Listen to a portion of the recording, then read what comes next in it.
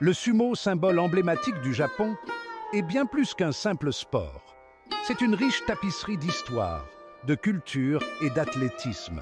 Imprégné de traditions ancestrales, le sumo incarne l'esprit du Japon. Il occupe une place unique dans le cœur des Japonais. Le sumo fait partie de la culture japonaise depuis des siècles.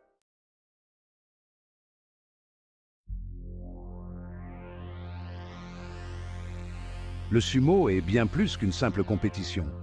C'est une démonstration de technique, de stratégie et de force mentale.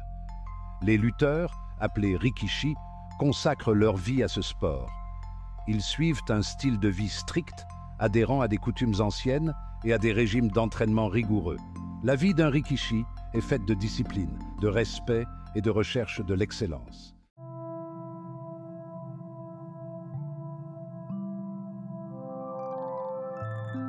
Le sumo est profondément lié au shintoïsme, la religion indigène du Japon.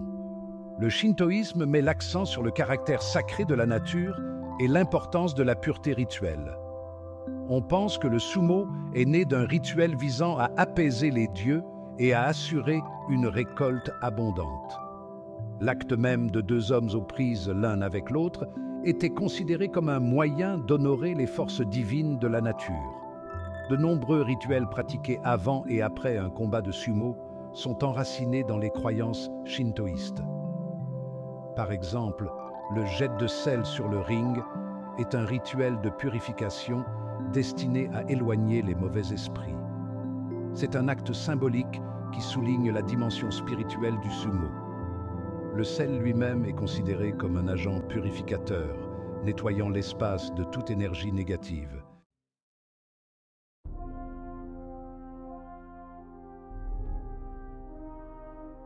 Les origines du sumo se perdent dans la nuit des temps, mais nous en avons un aperçu grâce à des textes et des œuvres d'art anciens.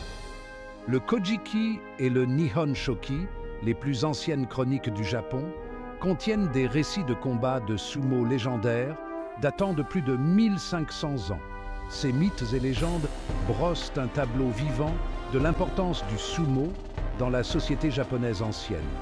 Un récit célèbre relate un combat de sumo entre les dieux Takemikazuchi et Takeminakata, qui auraient déterminé la suprématie des îles japonaises. Ce mythe souligne le pouvoir symbolique du sumo, le reliant au fondement même de la nation. C'est un rappel que le sumo est ancré dans l'identité japonaise depuis des siècles. Des preuves archéologiques confirment également l'ancienneté du sumo. Des figurines Haniwa de la période Kofun, du 3e au 16e siècle de notre ère, représentent des lutteurs dans des postures qui ressemblent à celles du sumo moderne.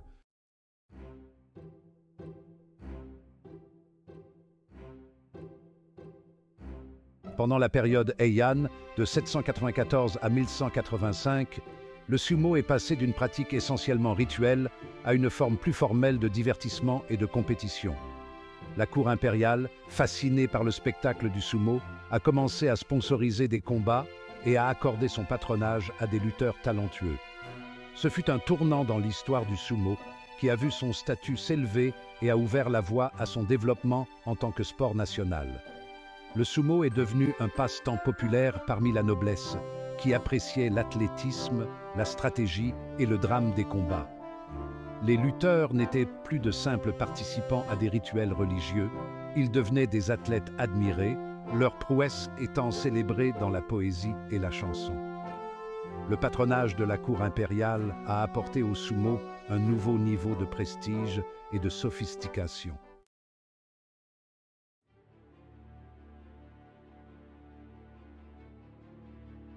Après la période Heian, le Japon est entré dans une nouvelle ère dominée par la classe des samouraïs. Pendant le shogunat de Kamakura, de 1185 à 1333, et la période Muromachi qui a suivi, de 1336 à 1573, le sumo a continué d'évoluer, s'adaptant à l'évolution du paysage social. Les samouraïs, connus pour leur prouesse martiale et leur code d'honneur, étaient attirés par la puissance brute et la complexité stratégique du sumo. Le sumo est devenu partie intégrante de l'entraînement des samouraïs, un moyen pour les guerriers de perfectionner leur force, leur agilité et leur combativité. Les compétences acquises sur le ring de sumo étaient considérées comme des atouts précieux sur le champ de bataille, où la lutte et le combat au corps à corps étaient souvent des facteurs décisifs pour remporter la victoire.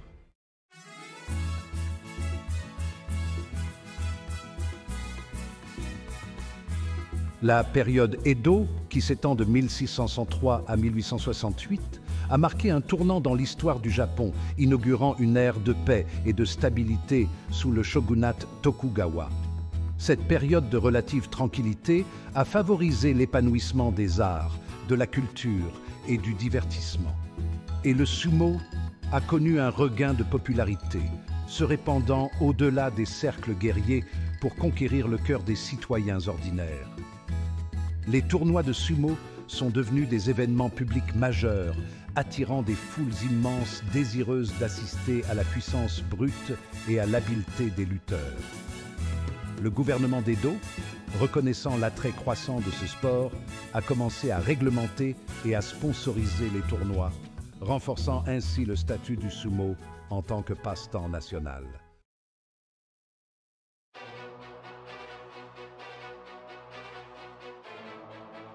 La période Edo a non seulement vu l'avènement des lutteurs de sumo professionnels, mais aussi la formalisation de nombre des règles, coutumes et rituels qui définissent ce sport aujourd'hui. Au fur et à mesure que le sumo est passé d'un spectacle relativement informel à une profession hautement structurée et organisée, un système clair de classement, de promotion et de récompense a vu le jour, ajoutant des couches de complexité et d'intrigue à ce sport. La création d'écuries de sumo, ou Heiya, a joué un rôle essentiel dans la professionnalisation de ce sport. Ces écuries, souvent dirigées par d'anciens lutteurs, offraient un entraînement, un logement et un code de conduite strict aux aspirants rikishi, ou lutteurs de sumo. De jeunes hommes, souvent issus de milieux ruraux, rejoignaient une Heiya, se consacrant aux rigueurs de l'entraînement au sumo dans l'espoir d'accéder à la gloire, à la fortune et à l'honneur suprême de devenir yokozuna ou grand champion.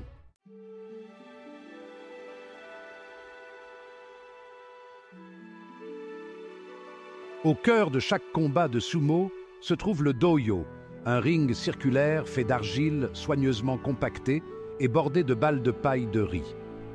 Plus qu'une simple arène de combat, le doyo est considéré comme une terre sacrée, une représentation symbolique du monde lui-même. Sa construction et les rituels qui s'y déroulent reflètent l'essence spirituelle qui imprègne le sumo. La plateforme surélevée du doyo, élevée au-dessus du sol, signifie sa séparation du monde ordinaire, le transformant en un espace sacré où les humains et les esprits se connectent. Les balles de paille de riz, symbole d'une récolte abondante, rappelle les origines anciennes du sumo en tant que rituel visant à apaiser les dieux et à assurer la prospérité.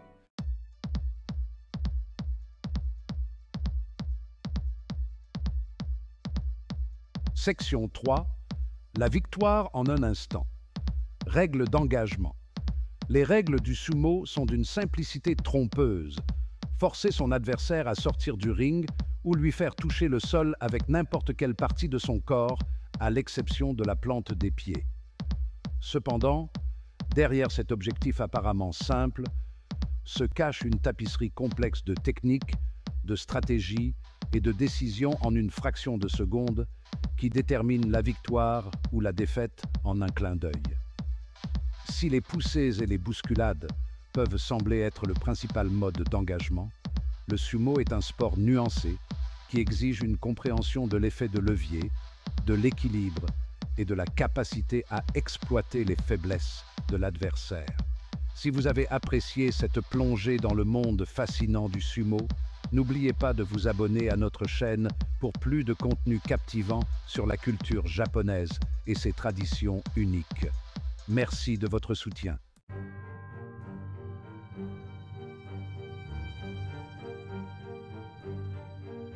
Section 1. Un monde de rangs. Le monde du sumo est structuré de manière rigide, une pyramide hiérarchique où les lutteurs en herbe, commencent leur carrière au bas de l'échelle et s'efforcent pendant des années de gravir les échelons. Ce système complexe de rangs, appelé Banzuke, n'est pas seulement une mesure du ratio victoire-défaite d'un lutteur. Il reflète son habileté, son dévouement et son adhésion aux traditions strictes de ce sport. À la base de la pyramide se trouvent les Jonokushi, les lutteurs débutants qui en sont au premier pas de leur parcours dans le sumo. Ces jeunes hommes, souvent adolescents, sont confrontés à une courbe d'apprentissage abrupte, perfectionnant leurs compétences et s'adaptant au style de vie rigoureux d'une écurie de sumo. Au fur et à mesure qu'ils acquièrent de l'expérience et des victoires, ils gravissent lentement les échelons, passant par les divisions Jonidan et Sandanme, chaque étape les rapprochant des rangs convoités et rémunérés du monde professionnel du sumo.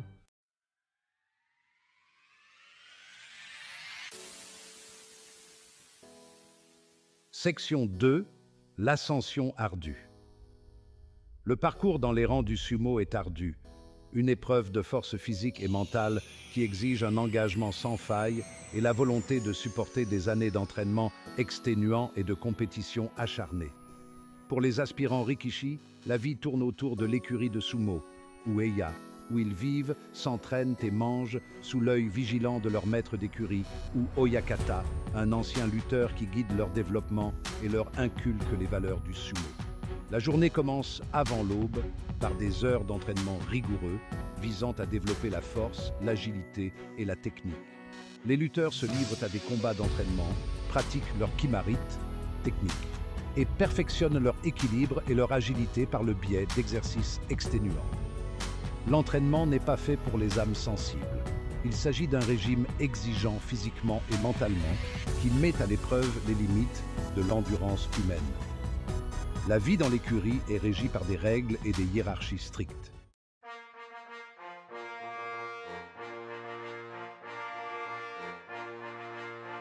Section 3. L'apogée Yokozuna. Au sommet du monde du sumo se trouve le Yokozuna, le grand champion, une figure extrêmement prestigieuse et révérée dans la société japonaise. Atteindre le rang de Yokozuna ne signifie pas seulement être un grand lutteur, c'est incarner l'esprit du sumo, c'est donner l'exemple des vertus de force, d'habileté, de dignité et d'humilité. Les critères de promotion au rang de Yokozuna sont rigoureux et subjectifs, tenant compte non seulement du ratio victoire-défaite d'un lutteur, mais aussi de sa constance, de sa technique et de son hinkaku, un terme japonais qui englobe la dignité, la grâce et la combativité. La décision de promouvoir un lutteur au rang de Yokozuna appartient à l'Association japonaise de sumo, un organe composé d'anciens du sumo qui examinent attentivement les qualifications d'un candidat avant de lui accorder cet honneur singulier.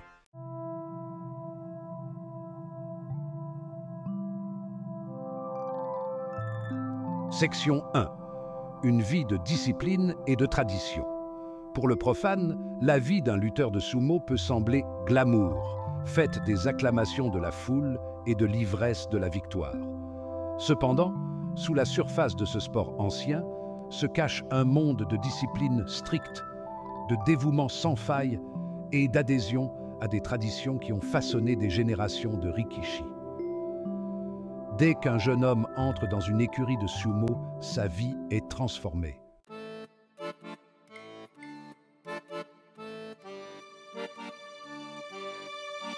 Section 2.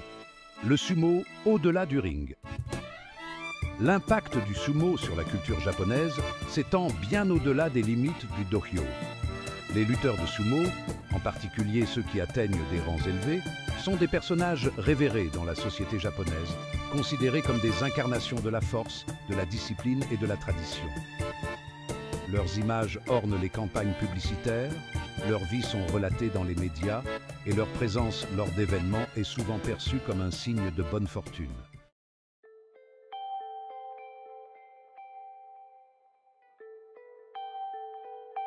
Briser les barrières, la montée des rikishi étrangers. Pendant des siècles, le sumo a été un bastion de la tradition japonaise, ses rangs étant presque exclusivement composés d'athlètes nés au Japon. Cependant, la fin du XXe siècle a vu un changement progressif, mais significatif, lorsque des lutteurs d'horizons divers ont commencé à entrer dans le monde du sumo, apportant avec eux de nouvelles perspectives, de nouvelles techniques et un attrait mondial qui allait changer à jamais le visage de ce sport ancestral. L'afflux de lutteurs étrangers, principalement de pays ayant de fortes traditions de lutte comme la Mongolie, Hawaï et l'Europe de l'Est, a injecté une nouvelle dose d'excitation et de compétition dans le monde du sumo. Ces athlètes, souvent attirés par l'attrait de la tradition du sumo et le défi de maîtriser un sport exigeant physiquement et mentalement, ont apporté avec eux des compétences uniques et une détermination à réussir dans un environnement hautement compétitif.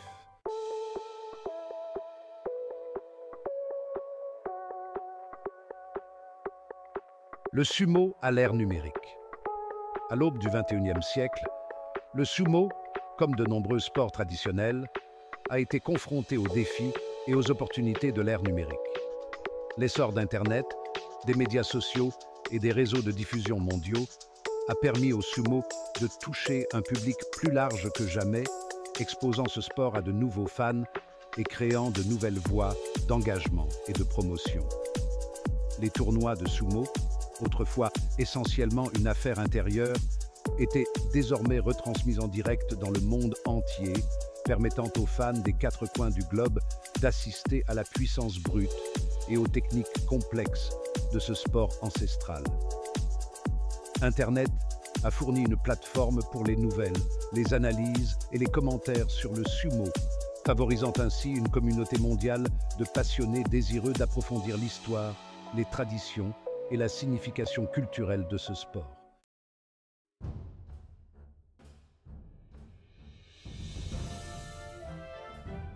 L'esprit durable du sumo. Le sumo, avec ses origines anciennes et ses traditions complexes, est un puissant symbole du patrimoine culturel du Japon.